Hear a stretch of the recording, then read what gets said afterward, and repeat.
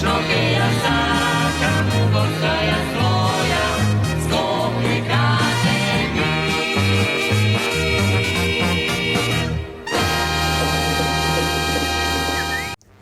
Град Скопје продолжува со редовните активности за сузбивање на комарците. Градоначалникот Орце Ѓоргиевски информираше дека утре во раните утрински часови е спроведена 10-та фаза од дезинсекцијата против возрастни форми на комарци на целото подрачје на главниот град.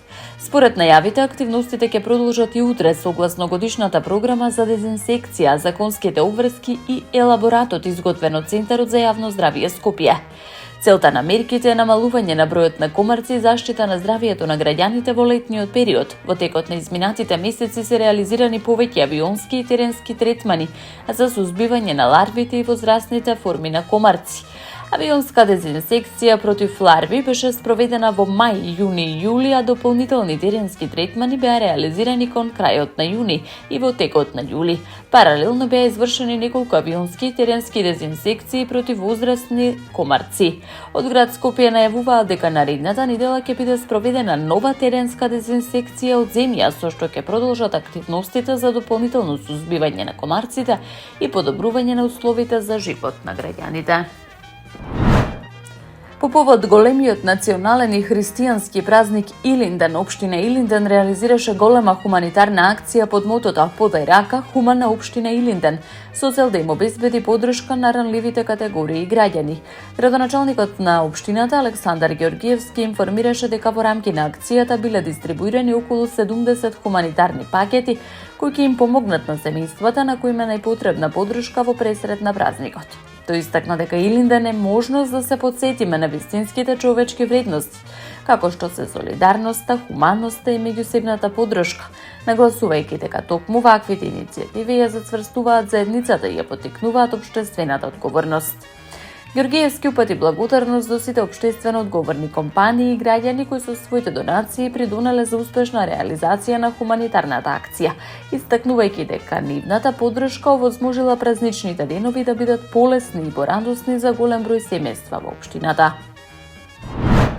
Во населбата Раштак во општина Газибаба во теке изградба на нова бушотина, капитален инфраструктурен проект чија цел е да го подобри квалитетот и стабилноста на водоснабдувањето за жителите. Градоначалникот Бобан Стевковски информираше дека постапката за реализација на бушотината ја спроведува јавното комунално претпријатие Газибаба, кое е задолжено за изведба на проектот. Со оваа инвестиција се очекува да се обезбедат подобри услови за водоснабдување и да се надминат долгогодишните предизвици со снабдувањето со вода во населбата. Паралелно со изградбата на бушотината се изработува и основен проект за зафаќање вода од Раштанска река. Од општината посочуваат дека станува збор за значајна капитална инвестиција која ќе обезбеди дополнителни количини вода и ќе представува долгорочно решение за водоснабдувањето во Раштак. Нашата цел е не само да ги решаваме тековните предизвици, туку да создаваме инфраструктура што ќе биде сигурна и функционална во иднина.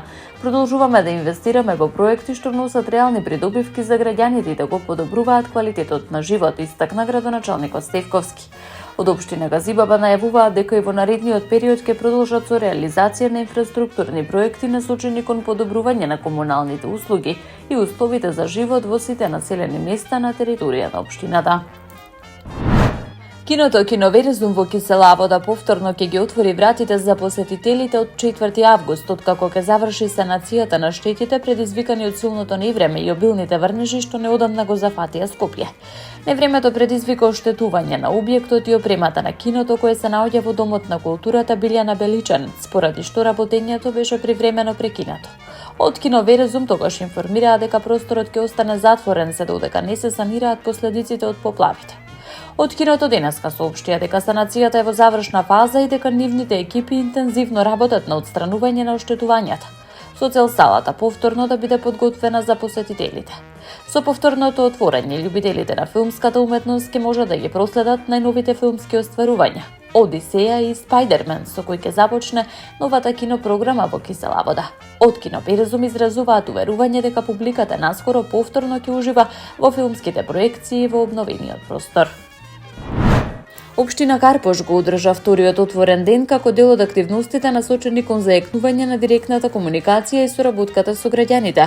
И овој пат беше забележан голем интерес, па средбите со жителите траја до 18 часот. Повеќе од 120 граѓани ја искористија можноста лично да се сретнат со градоначалникот Сотир Лукровски и со раководителите на општинските сектори, при што ги изнесоа своите предлози, прашања, иницијативи и барања поврзани со секојдневниот живот во општината.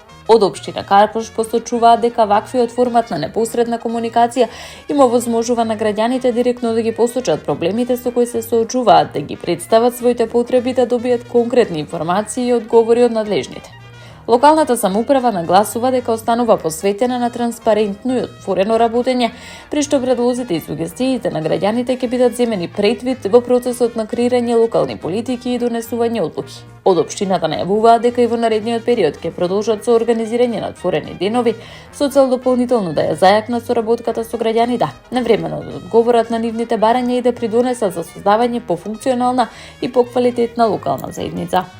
Таму е Скопје, град мој љубав лише, што ми расте сни. Вечно